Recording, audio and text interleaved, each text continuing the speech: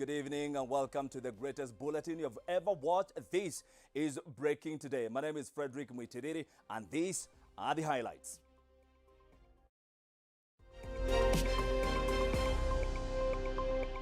The BBI hearing case continues for the second day, with lawyers representing President Kenyatta and IEBC take to the stand.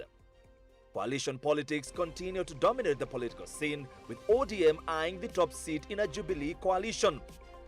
And Interior Ministry cautions politicians against inciting Kenyans ahead of the 2022 general elections.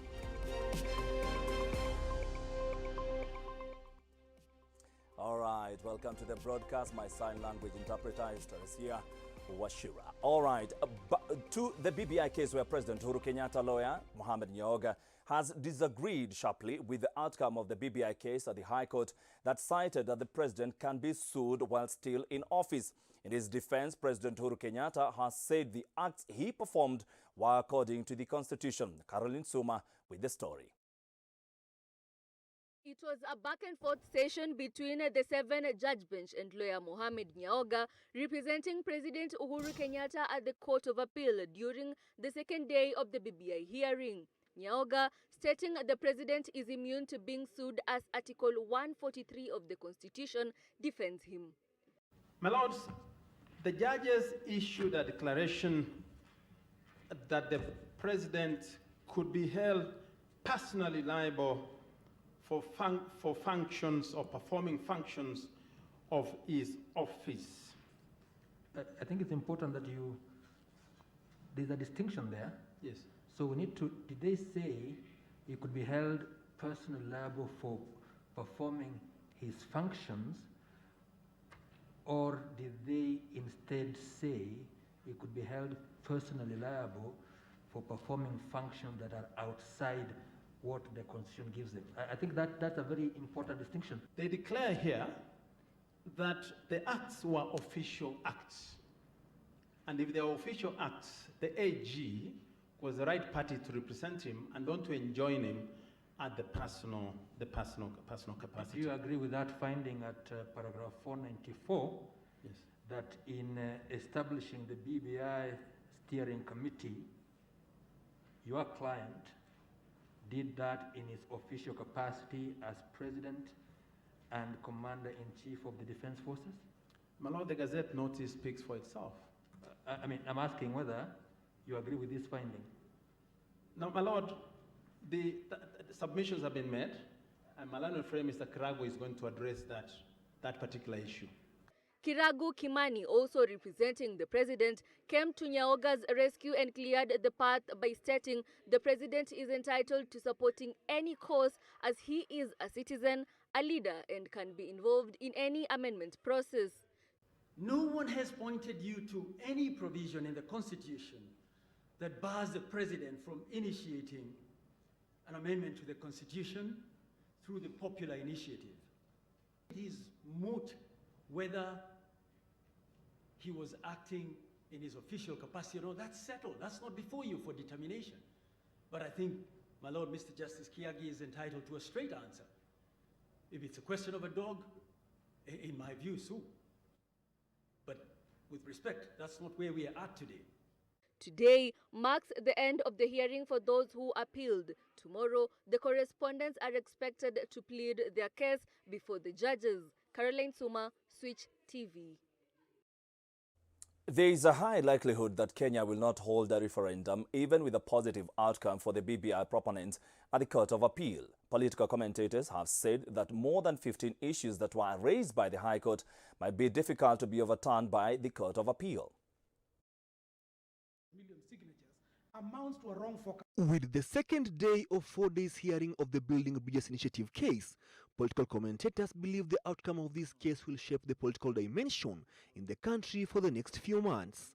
The BBI report has been the talk of town for the past 2 years since its inception after the March 9th handshake. So we have 4 appellants. Now they have flagged out about 14 grounds of appeal. One of the grounds was that IEBC as constituted is illegal, is not legally constituted, meaning that it has a bearing even on the past by-elections, because the quorum says that IEBC For them to have a quorum, the law says they have to be 5 members. As we know now, we have only 3 commissioners. Asitiba Edward, a political commentator, believes if the court appeal subverts the High Court ruling, the Tanga faction will be up in arms to reject the outcome. I'll hasten to add that they don't need to throw out all the 14 grounds. Even if 2 or 3 grounds are allowed to stand, they are enough to nullify the entire BBI process. On the flip side, if the Court of Appeal upholds the High Court ruling, the handshake side may contest the outcome of the Supreme Court. But as Tiba claims, this will be of no help. No, time is not on their side. That's another pressure they have. They are trying to pressurize to see that the Court of Appeal stays the ruling, and in its entirety. If it stays, it means IEBC can go ahead with the preparation for the referendum. But should they decline to stay the judgment and leave it, it means that until they hear the appeal in its entirety and make a decision, the matter is held. President Uhuru Kenyatta and his handshake partner Raila Odinga are confident in winning against the stoppage of reggae at the Court of Appeal. The other side, being led by Martha Karua and LSK President Nelson Harvey, are also confident of winning the case. So it's really a delicate matter, which I don't think any legal mind, any even top-notch lawyer will tell you for certain this is how the case will go. No. There are very weighty grounds. There are very good brains, legal brains, which are involved. And we wait to see. It's a matter that all of us will want, and it's likely to go up to the Supreme Court. There are 17 counts which have to be averted by the proponent's lawyers, including a ruling that President Kenyatta had violated the Constitution by initiating a process which ought to have been started by ordinary citizens. The High Court also ruled that the BBI Constitutional Committee, a body created by the President, was illegal, adding that the President had failed the leadership and integrity test. Namukana Samuel, Switch TV. All right, and to now matters politics, where the coalition politics have continued to dominate the political space, with an ODM legislator saying that any coalition that will be formed should be led by Raila Odinga in the next year's general elections. On the other hand, ANC leadership argues that it can only merge with ODM if Raila Odinga will back ANC's leader Musalia Mudavadi to be the flag bearer. Our senior political reporter Joel Chacha with more. As the country approaches the election year, politicians are crafting coalitions to use as vehicles to various seats. With intentions of signing a pre-coalition between the ODM party and Jubilee, who will be the flag bearer in the coming election, still remains a puzzle. I know, and you can mark this, and please keep this. You will pull it out at some stage. When Raila will be no more in this country, Kenyans will mourn for him. For real. Wacha hii ya crocodile tears ambao watu wanaenda kwa their outright enemies' funerals and say he was my best friend. Kenyans will genuinely mourn for a leader like Raila Odinga. And that's why I'm saying all these alliances this time round, let us make this Raila president even for just 1 year, and then we see what happens in this country. We are willing to work with Raila Odinga as ANC party as long as he's ready to support Musalia Mudavadi for presidency, because Musalia Mudavadi has supported him twice. Following the remarks by Murang'a Senator Irungu Kang'ata, the President Uhuru Kenyatta will be left with only 3 Mount Kenya lawmakers, as the rest will defect to Deputy President William Ruto's faction. His remarks have been challenged. For Senator Irungu Kang'ata to say now, oh, we are going to move people from Uhuru to Ruto, for what benefit? Or we are going to move people from Ruto to Uhuru, for what benefit? We are going to move people from Raila to Uhuru, for what benefit? We are going to move people from Uhuru to Raila, for what benefit? It has to be for the correct reason and for the prosperity of this country. The hustler narrative being used by Deputy President William Ruto has also been castigated as misleading the Kenyan youths. The race to succeed President Uhuru Kenyatta as his term comes to an end next year is getting intense, as city billionaire Jimmy Wanjigi, who has been a silent kingmaker, has declared interest in vying for the top seat, begging the question, who will be Kenya's next president? Joel Chacha, Switch TV, Nairobi.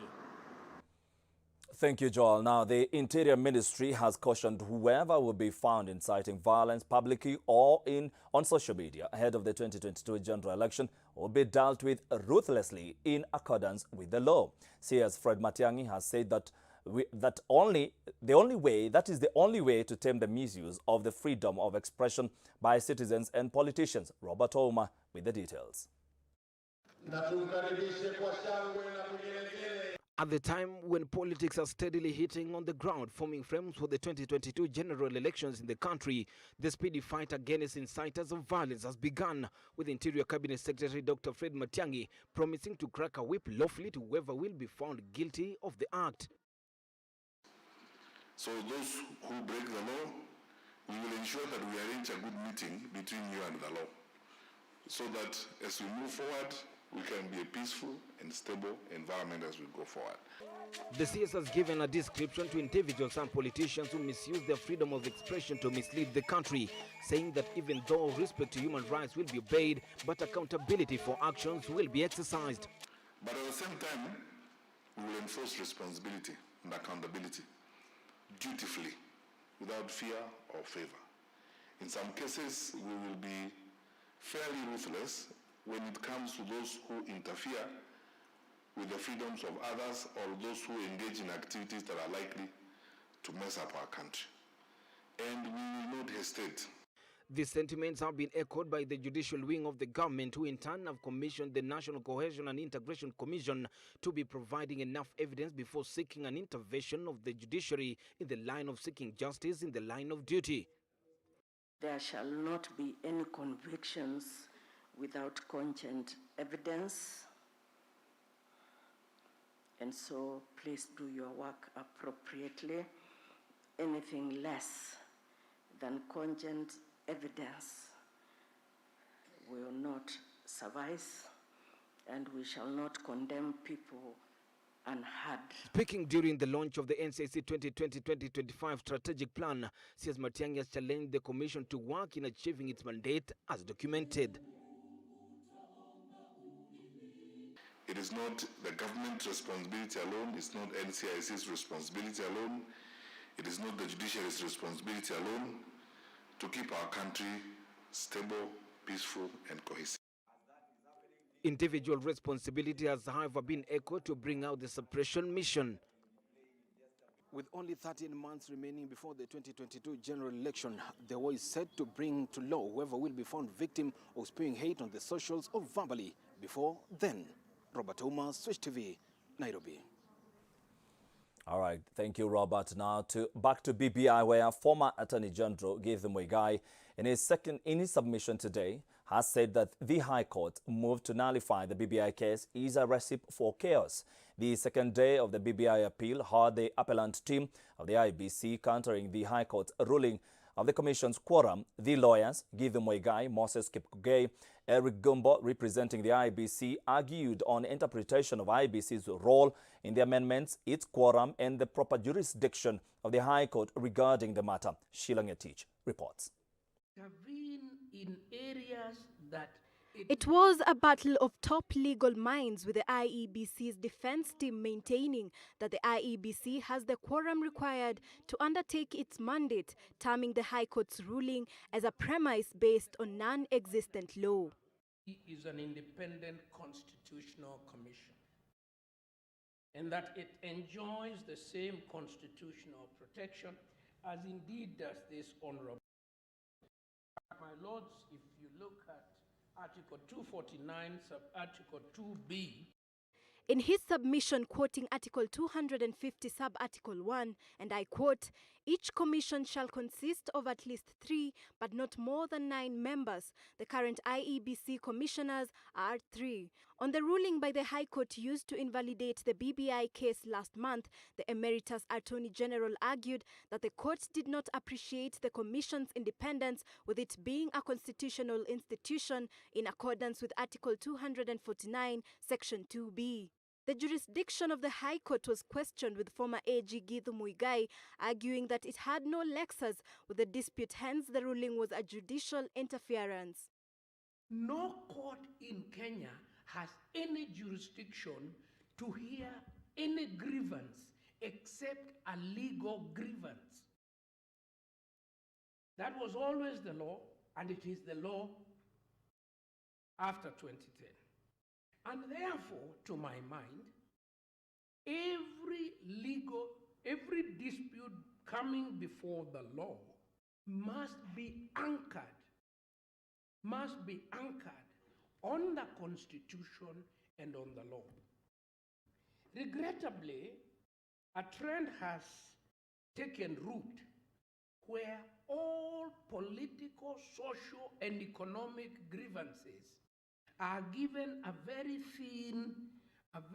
thin layer of law and taken before the court.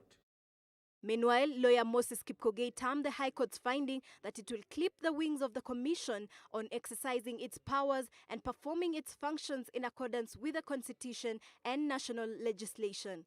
Consequently, it is an erroneous finding to make that there is, that there is no law governing referendum processes.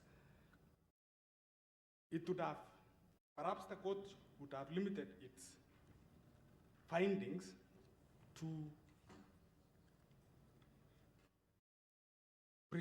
collection, presentation, and verification of signatures. But they went ahead to say that there is no law with legal framework governing the conduct of referendum. My Lord. Sheila Ngetich, Switch TV. All right, and from that story by Sheila Ngetich, my director, Mama Shani, is telling me it's time for a break. I'll be back with more in a short while. Don't go anywhere.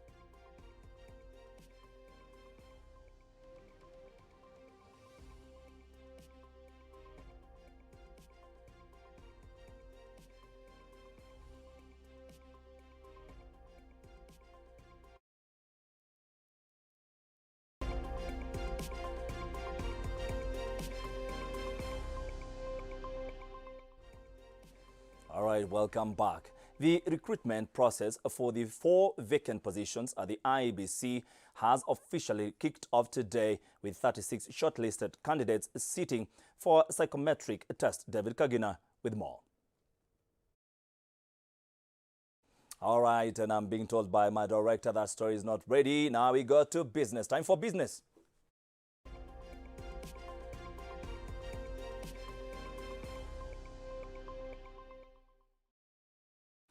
All right, matters business. County governments have collectively agreed to scrap off double taxation predominantly witnessed in ferrying of goods through counties. Under the agreement, goods will only be taxed at the county of origin and relieved of the transit through different counties of passage.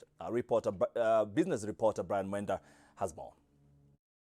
In the meeting that brought together county governors, cabinet secretaries, and other administrative officers from the county and national governments, issues of delayed disbursement of county funds have been raised and are causing serious delay in completion of county projects, as well as payment of county staff salaries, as this comes when preparations for the next devolution conference gather pace. Issues came up about the agricultural sector. Again, it took quite a bit of our time, and we have agreed that next week we'll have an intergovernmental focus on the agriculture sector.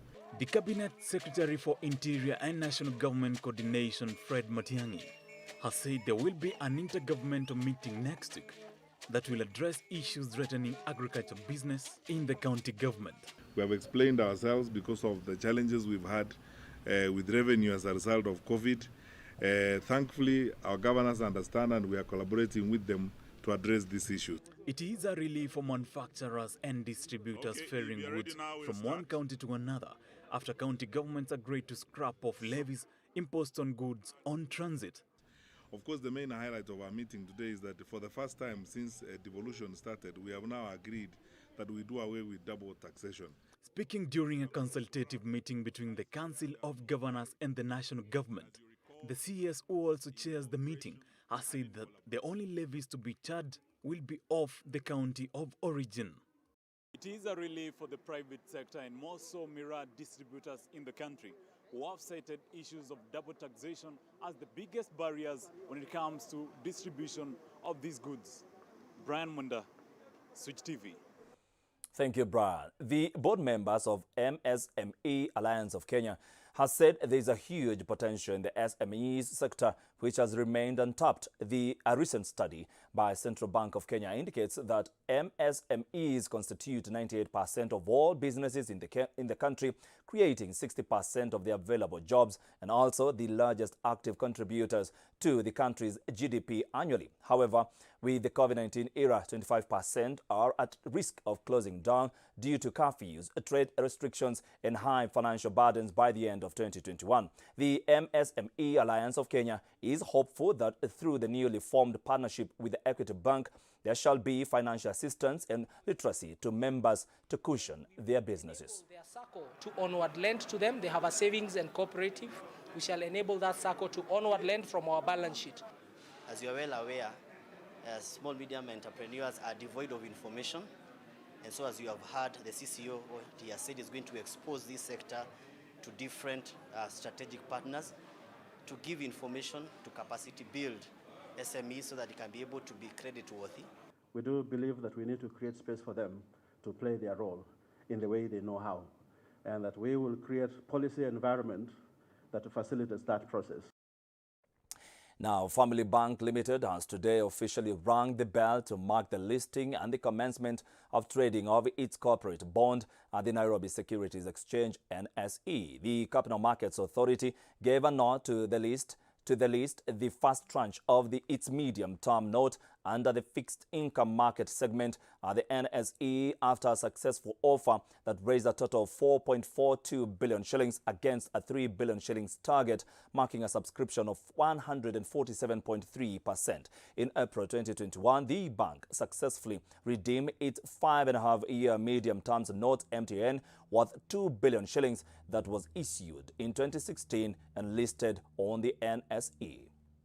What we did in the nation and what we are doing today at the Family Bank. So this basically is a good story of resilience which has been captured by consistent growth on a lot of our foundational parameters, giving the market assurance of business recovery and growth. Ladies and gentlemen, Family Bank's bond offer raised Kenya shillings 4.42 billion, a subscription rate of 147.3% against the 3 billion shilling target, which is wonderful. The Energy and Petroleum Regulatory Body, IPRA, has issued a list of petrol stations that are fond of selling unadulterated fuel. In an investigation conducted in a total of 1,200 stations, 11 of them were nabbed selling fuel meant for export, and some were found selling diluted fuel. At only 99% were found to be compliant.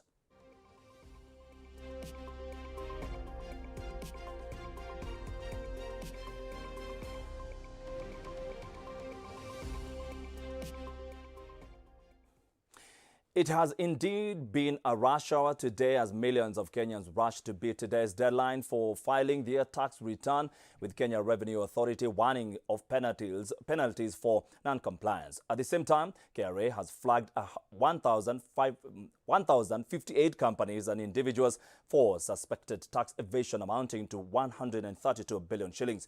Flora Limuki with more. In a matter of hours, individuals who fail to file income tax returns on time will face penalties of 5% of tax that is due and unpaid under the return, or 2,000 Kenyan shillings. Ya individuals ni shilingi 2,000 ama 5% of the tax that's due. Kwa corporates na partnerships, penalty yake ni 20,000 or 5% of the tax that's due. For corporate entities, they will face a penalty of 5% of tax that is due and unpaid under the return, or 20,000 Kenya shillings. As they say, the last minute can save a dying horse. Several Kenyans have spent their day in queues in a bid to file their taxes this last day of the exercise, which has been going on. KRA has ruled out an extension of the tax filing deadline, which is due midnight today, and at the same time, the taxman has also attributed its failure to meet revenue goals over time to increased tax evasion cases. Flora Limuki, Switch TV.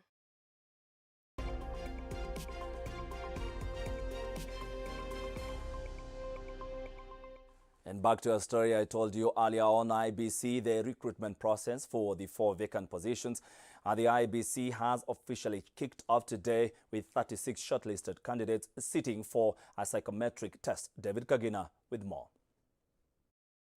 The exercise, led by the chairperson of the selection panel, tasked with the responsibility of filling the void in the IEBC psychometric analysis for the applicants, is happening for the first time in the electoral body's vetting exercise. The psychometric assessment is a standardized, validated test that enables the measurements of aspects of an individual, such as their ability, behavioral traits, interests, and certain attitudes. Psychometrics have been used world over as best practice in adding to the robustness of the selection process.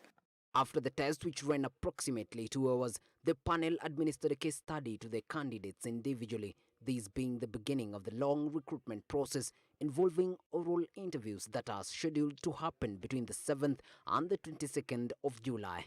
With a push and pull on IEBC's readiness to conduct the 2022 general election, then the recruitment process to fill the empty vacant commissioner's position has just begun, with psychometric analysis being administered for the first time in IEBC's history. David Kagina, Switch TV, Nairobi.